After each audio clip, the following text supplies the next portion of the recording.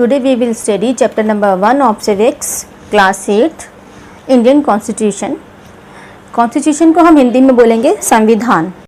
जिस देश में हम रहते हैं उस देश में रहने के कुछ नियम कायदे कानून होते हैं। तो जब उन नियम कायदे कानून को हम लिखकर एक जगह संग्रहित कर लेते हैं, एक किताब में लिख लेते हैं, उस किताब को संविधान बोलते हैं। तो इंग्लिश में कॉन्स्टिट्यूशन की डेफिनेशन होगी a book under which all the rules and regulations are written for governing the country. तो संविधान क्या होता है, कॉन्स्टिट्यूशन क्या होता है, उस देश को किस तरीके से गवर्न किया जाए, किस तरह से चलाया जाए, ये सारी बातें एक कॉन्स्टिट्यूशन के अंदर लिखी होती हैं।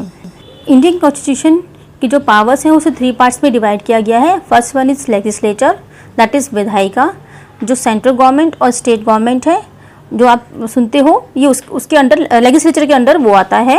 ये लॉ मेकिंग बॉडी होती है in favour of citizens, means ये कानून बनाती है। सेकंड इज एग्जीक्यूटिव, कार्यपालिका, ये जो संसद में कानून बनते हैं उसको पास करती है। इम्प्लीमेंटेशन ऑफ लॉ, इसके अंदर आपके president, vice president and prime minister आते हैं। एंड थर्ड जो पार्ट है, थर्ड पावर जो होती है वो होती है जुडिशरी, यानी न्यायपालिका।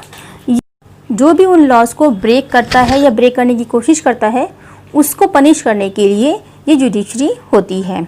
सो जो कॉन्स्टिट्यूशन है वो देश के जो सिटीजन्स हैं, जो नागरिक हैं, उनके हितों को ध्यान में रख के बनाया जाता है। तो अब आगे पढ़ते हैं कि अब हमें ज़रूरत क्या है इन रूल्स एंड रेगुलेशंस की या इन लॉज को बनाने की। तो एक हम छोटा सा एग्जांपल लेते हैं। अगर आप सड़क पे चल रहे हैं या ड्राइविंग कर रहे हैं और अगर कोई रूल्स एंड रेगुलेशंस नहीं हैं तो कोई भी कहीं भी चलेगा, कोई लेफ़्ट राइट कुछ नहीं पता होगा, वो कहीं भी मुड़ जाएगा बिना किसी को इंडिकेट किए, कुछ बताए। तो आप सोचिए किस तरह की सिचुएशन सड़क पर हो जाएगी, रोड पर हो जाएगी। एक्सीडेंट्स होंगे, लोग एक दूसरे को हार्म करेंगे। तो इसी तरीके से अगर रूल्स एंड रेगुलेशंस नहीं होंगे समाज में या देश में तो लोग एक दूसरे को मार सकते हैं, उन्हें किसी तरह का कोई डर नहीं रहेगा।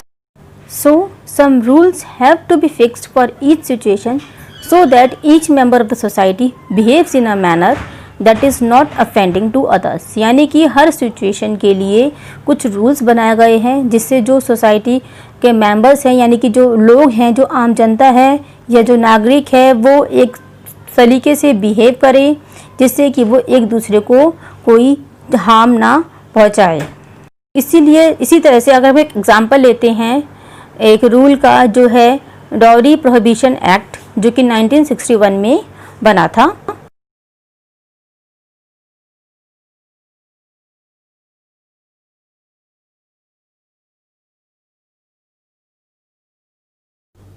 हमारे देश में दहेज लेना और दहेज देना काफ़ी समय से चल रहा है। लेकिन पुराने ज़माने में क्या होता था, जब लड़की की शादी होती थी तो जो लड़की के माँ बाप हैं वो अपनी खुशी से लड़के वालों को गिफ्ट दिया करते थे। लेकिन धीरे धीरे क्या हुआ, ये एक ऑब्लिगेशन हो गया, ये एक तरह की ज़बरदस्ती हो गई लड़की वालों के ऊपर कि आपको लड़के वालों को कुछ ना कुछ गिफ्ट्स देने हैं या इतना रुपया या इतनी प्रॉपर्टी देनी है। तो इस वजह से लड़कियों पर अत्याचार हो रहे थे, जो जिसकी शादी होती है या उसको मारा जा रहा था। तो उसमें ज़रूरत महसूस हुई कि एक डाउरी प्रोहिबिशन एक्ट बनाया जाए, जो कि 1961 में पास हुआ। लेकिन जब ये एक्ट बनाया गया था तब सिर्फ अगर आप प्रॉपर्टी की डिमांड करते हो तभी जो ग्रूम के रिलेटिव्स हैं या जो पेरेंट्स हैं उनको पनिशमेंट मिलती थी। लेकिन फिर इस एक्ट के अंदर अमेंडमेंट हुआ, चेंजेस हुए और 1981 में ये चेंज हुआ कि अगर आप किसी तरह की भी चीज़ के लिए लड़की को फोर्स करते हैं, किसी पैसे के लिए, गहने के लिए या ऐसा कुछ भी जो वो देने में सक्षम नहीं है, या आप फोर्स करते हैं किसी चीज़ के लिए भी, तो आपको इस एक्ट के तहत पनिशमेंट मिल सकती है और आपको 5 साल तक की पनिशमेंट मिल सकती है। 15,000 रुपीज़ का जुर्माना हो सकता है, या जितनी आपने डाउरी डिमांड की है, जितना आपने दहेज डिमांड किया है उतना भी आपको जुर्माना हो सकता है। तो जो ये इविल है, ये जो डाउरी जो हमारे इंडिया के अंदर एक बहुत बड़ी इविल है, इसको कंट्रोल करने में थोड़ी सी मदद हुई है इस एक्ट की वजह से। अब हम ये पढ़ते हैं कि रोल ऑफ कॉन्स्टिट्यूशन, ज़रूरत क्या है हमें, कॉन्स्टिट्यूशन का क्या रोल होता है? तो कॉन्स्टिट्यूशन का रोल है जो आम जनता है, जो तरह तरह के लोग हमारी कंट्री में रहते हैं, उनके इंटरेस्ट को, उनके बेसिक इंटरेस्ट को, उनके फंडामेंटल राइट्स को सेफ रखना। ठीक है, कि भाई वो किसी भी तरह के लैंग्वेज, किसी तरह के रिलीजन को फॉलो कर सकते हैं, जो उनके फंडामेंटल राइट्स हैं उनको महफूज रखना। ये रूल्स जो हैं वो रिटर्न भी हो सकते हैं, ओरल भी हो सकते हैं।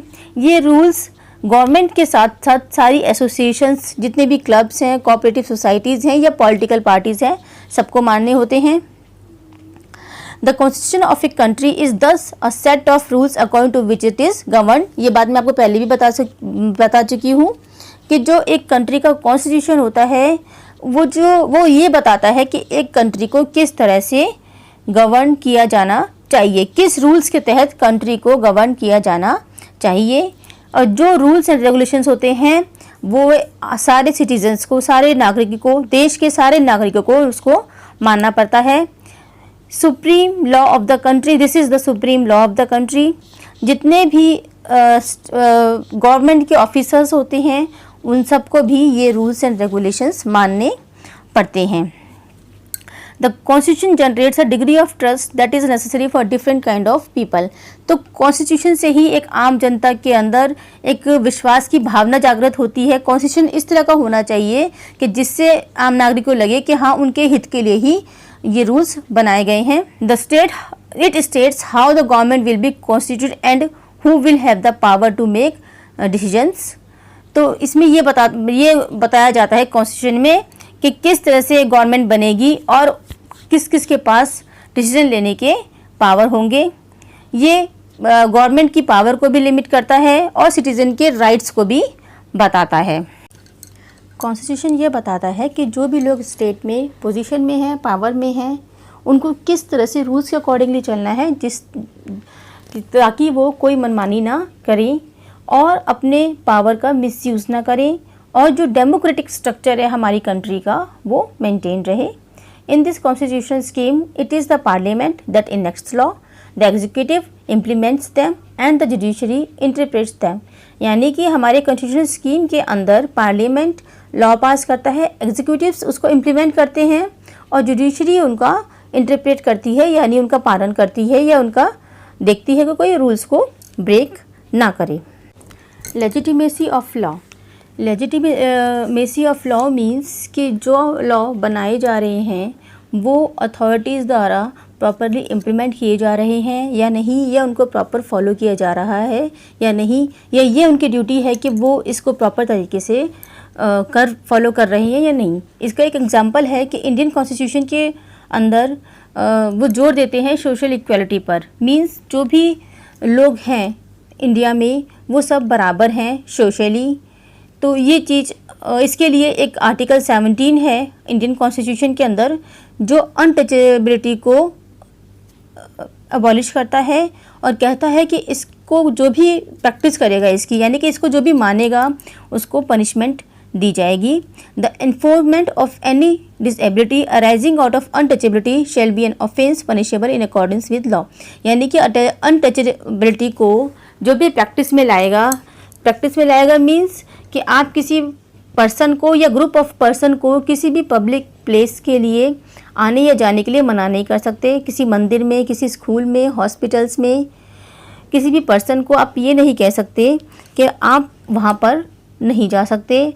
किसी होटल में, शॉप में या किसी सोर्स ऑफ वाटर जो होता है वहाँ से पानी लेने के लिए आप किसी भी पर्सन को या ग्रुप ऑफ पर्सन को मना नहीं कर सकते। बिकॉज सबको पूरा हक है इंडिया में सोशल इक्वालिटी के साथ जीने का। This act was amended in 1976 and a provision was added which declare practice of untouchability a legal offence. तो 1976 में इस एक्ट के अंदर चेंजेस किए गए और इसको एक दंडनीय अपराध के रूप में देखा जाने लगा कि अगर आप अनटचेबिलिटी को प्रैक्टिस करते हैं तो आपको इसके लिए पनिशमेंट मिल सकती है। Laws and dissent. जब लॉज बनाए जाते हैं तो उन लॉज के अगेंस्ट भी कुछ लोग होते हैं। अगेंस्ट मीन्स जैसे कुछ लोग ऐसे भी होते हैं या कुछ ग्रुप ऐसे भी होते हैं जो उस लॉ को मानने उससे रिफ्यूज़ कर देते हैं। मीन्स डिसेंट मीन्स मतभेद या डिसएग्रीमेंट। तो ये मतभेद का फ़ायदा क्या होता है, ये मतभेद क्यों होते हैं? अगर गवर्नमेंट कोई रूल्स बनाती है या कुछ पॉलिसीज़ होते हैं गवर्नमेंट की, जिससे लोगों को लगता है कि ये उनके बेनिफिट के लिए नहीं है, तो लोग उसके लिए आवाज़ उठाते हैं। और अगर वो सक्सेसफुल रहते हैं तो कई बार लॉज के अंदर चेंजेस भी करने पड़ते हैं जो लोगों के हित में होते हैं।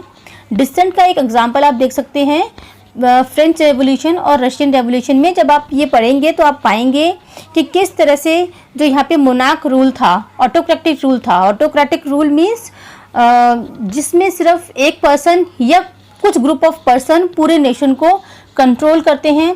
उनके पास अनलिमिटेड पावर होती है कुछ भी उस कंट्री में रूल्स निकालने के लिए। तो French revolution and Russian revolution में उन्होंने उस मोनार्क सिस्टम को ख़त्म कर दिया, उखाड़ के फेंक दिया। इसी तरह से एक सॉल्ट सत्याग्रह हुआ था हमारे इंडिया में। जब ब्रिटिश रूल था तो इंडियंस स्ट्रगल कर रहे थे गवर्नमेंट में अपना पार्टिसिपेशन को बढ़ाने के लिए। तो ब्रिटिश जो है वो एक्सप्लॉइट कर रही थी इंडियंस को और इंडिया को इकोनॉमिकली, पॉलिटिकली एंड कल्चरली। बहुत ज़्यादा हैवी टैक्सेस थे इंडियंस को पे करने के लिए, जबकि 1930 में एवरेज इनकम जो है इंडियंस की वो थी 7 पैसा पर डे। तभी गवर्नमेंट ने एक सॉल्ट लॉ निकाला जिसके अंदर सिर्फ गवर्नमेंट ही के पास ही राइट होगा सॉल्ट को बनाने का। अगर कोई और नमक बनाने की कोशिश करता है या नमक बनाता है तो उससे वो जब्त कर लिया जाता था और उसे 6 महीने की जेल में डाल दिया जाता था। तो ब्रिटिश गवर्नमेंट की मोनोपोली हो गई थी और जो नमक जो है वो पुअर पीपल के पहुंच से बहुत दूर हो गया था और उनको हैवी टैक्सेस पे करने पड़ते थे इस नमक के लिए। ये सॉल्ट टैक्स गांधी जी को गरीबों पर अत्याचार लगा और उन्होंने इसके खिलाफ आवाज़ उठाई। उन्होंने 12 मार्च 1930 में सत्याग्रह किया, डांडी मार्च किया इस सॉल्ट लॉ के अगेंस्ट, जो कि 24 डेज तक चला। बहुत से लोग उनके साथ जुड़ गए इस सत्याग्रह में पूरे देश में और आखिर में उन्हें इस सॉल्ट लॉ पर सफलता प्राप्त हुई। ठीक है, इस तरीके से ये लॉ हटाया गया और इस लॉ के बाद लोगों में एक इच्छा जागृत हुई कि हाँ, हमें आज़ादी मिल सकती है, जो कि 17 साल बाद मिल भी गई। The anti liquor agitation 1990। ये एजिटेशन जो है ये शराब के ख़िलाफ़ था। आंध्र प्रदेश और हरियाणा की औरतों ने गवर्नमेंट से रिक्वेस्ट की कि शराब की दुकानों को बंद किया जाए, लेकिन जब गवर्नमेंट ने नहीं सुना तो उनकी जो ये रिक्वेस्ट थी इसने एक आंदोलन का रूप ले लिया, क्योंकि आंध्र प्रदेश में औरतों को ये लगने लगा था कि हमारे जो मैन हैं, हमारे घर के जो आदमी हैं, वो मेंटली और फिज़िकली ये शराब उनको बर्बाद कर रही है और उनका बिहेवियर जो है वो बहुत रूड हो गया है। वो घर में आकर लड़ाई झगड़े करते हैं। तो उन्होंने एक आंदोलन चलाया कि शराब अरेक, जो कि एक तरह की शराब होती है, उसको बंद कर दिया जाए।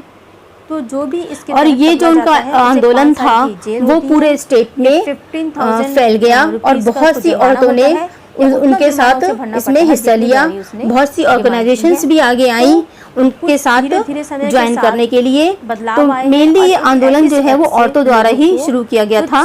लड़की वालों को कुछ स्टेट गवर्नमेंट, जिसको काफ़ी अच्छा टैक्स मिलता था, रेवेन्यू मिलता था इन शराब की दुकानों से, जो नहीं चाहती थी कि ये दुकानें बंद हो, लेकिन फिर भी इस आंदोलन की वजह से उन्हें ये दुकानें बंद करनी पड़ी, क्योंकि दुकानों के ऊपर अटैक्स होने लगे थे, उनको जलाया जाना लगा था।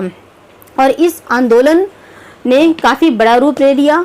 काफ़ी स्टेट्स साथ में मिल गए, जैसे हिमाचल प्रदेश, हरियाणा, उड़ीसा, मध्य प्रदेश और बहुत से स्टेट्स इन आंदोलन में एक साथ आगे आए और उन्हें फिर इस आंदोलन में सक्सेस भी मिली। इसलिए कहा जाता है कि जो भी लॉज बनते हैं एक देश के अंदर, वो देश की जनता की ज़रूरतों को ध्यान में रखकर ही बनाए जाते हैं और उन लॉज में समय समय पर अमेंडमेंट्स या चेंजेस भी होते रहते हैं अगर ज़रूरत होती है।